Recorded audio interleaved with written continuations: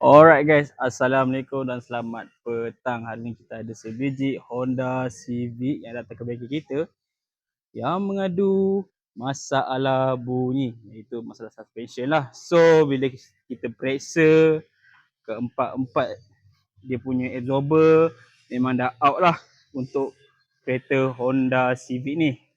Okay, especially dia punya bahagian belakang lah. Sebab apa saya cakap bahagian belakang dia? Alright, saya tunjukkan lah. Okay, ini bahagian belakang dia.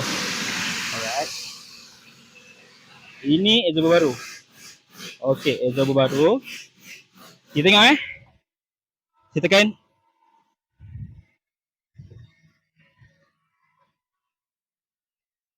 Nampak? Dia memanjang balik. So, kita tolak balik lah. Ini absorber baru. Manakala ini absorber dia. Absorber asal dia. Tengok. Berminyak Oh, berlumur. Tak tolak pun. Dia jatuh sendiri